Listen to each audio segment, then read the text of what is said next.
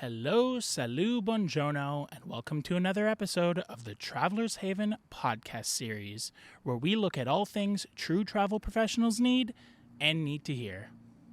In today's episode, we will be looking at the things that happen even before you go for your trip.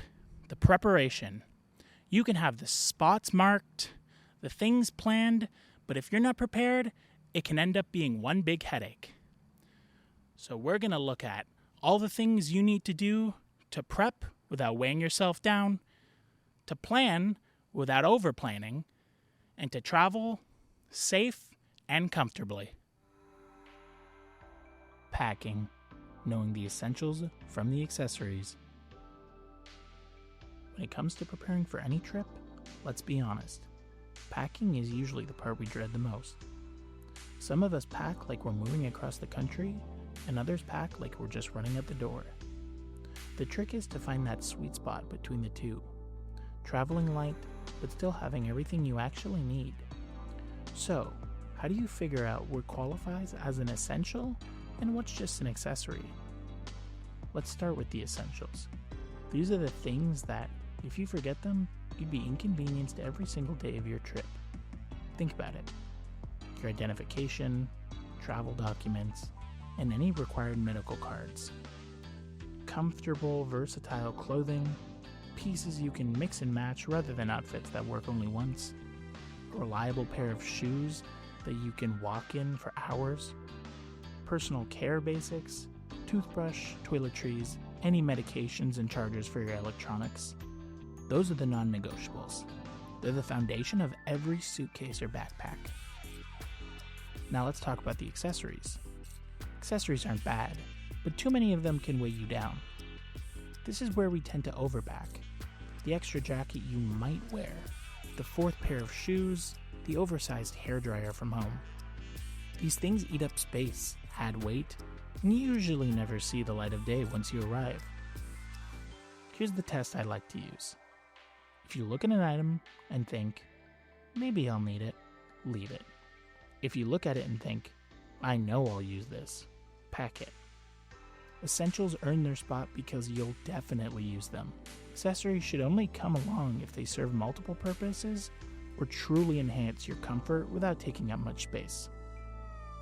This balance is especially important for professionals who travel often, like travel nurses.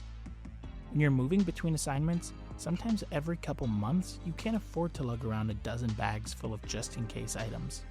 Streamlining what's in your luggage helps you stay flexible, mobile, and focused on the work that you do there, while still keeping your personal essentials close at hand. And the truth is, this applies to everyone. Whether you're preparing for a 2-week vacation, a 3-month work placement, or just a long weekend getaway, the goal is the same. Lighten your load so you can actually enjoy the experience. So when you're staring at that open suitcase before your next trip, ask yourself, is this an essential or just an accessory? The more honestly you answer, the smoother your travels will be. The travel day, leaving organized and arriving secure. So, you've packed smart. You know what's essential and what's just extra weight. Now comes the big day, travel day. And let's be honest, the day of departure can either feel smooth and exciting or stressful and chaotic. The difference usually comes down to one word: organization. The first piece of being organized is giving yourself more time than you think you'll need.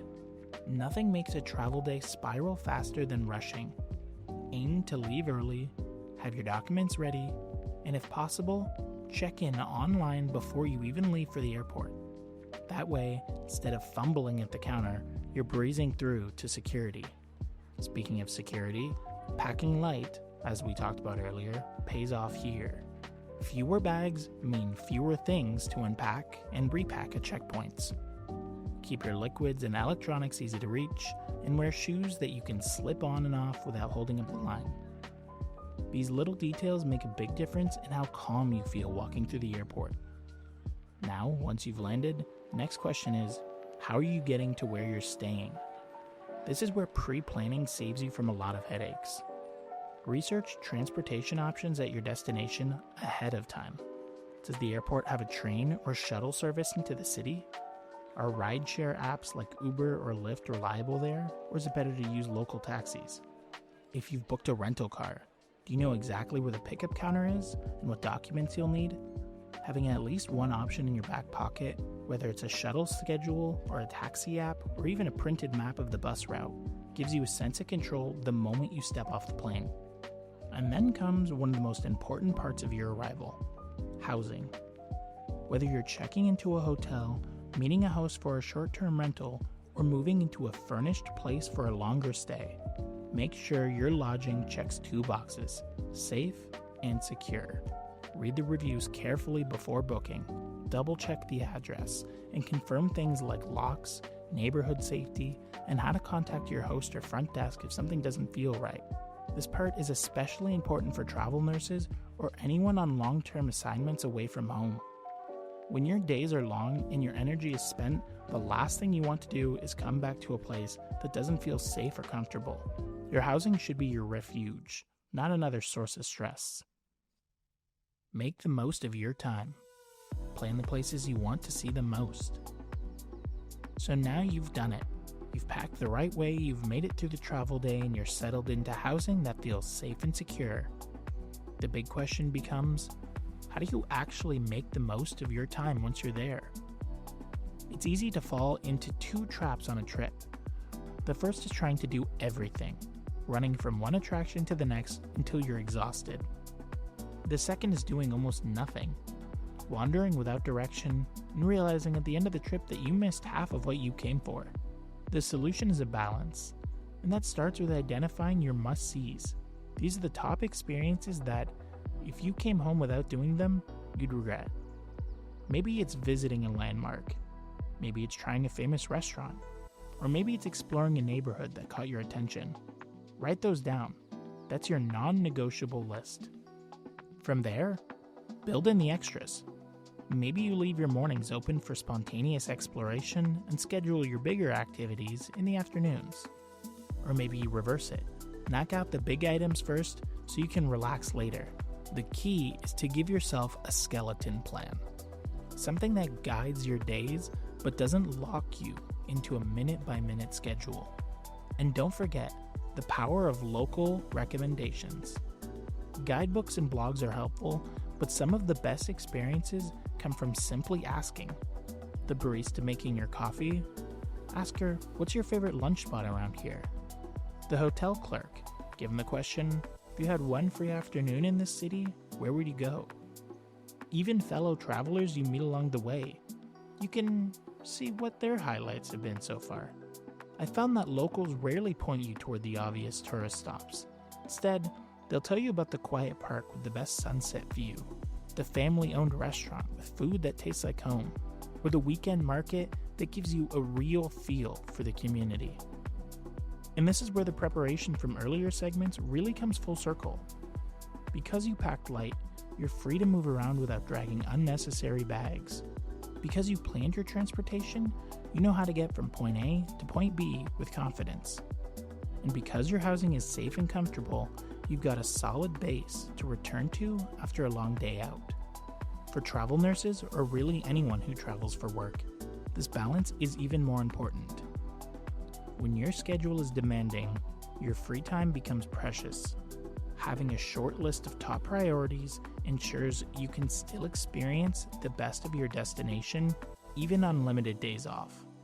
So when it comes to making the most of your time, the formula is simple. Identify what matters most, create a flexible plan around it, and leave space for those unplanned discoveries. Because sometimes the best travel moments aren't the ones you circle on the map, they're the ones you stumble into when you least expect it. So in the end, it's one big chain reaction. You have smart packing, smooth transport, and comfortable housing. They all work together to make your trip as memorable as possible. And for travel nurses, this preparation is even more key, as you want to make the most of the little time that you have. And that's all we have for today. So if you found this episode helpful, share it with anyone who's going to be traveling soon or any travel nurses that you know. I've been Sam. This has been Traveler's Haven, and I wish you safe travels.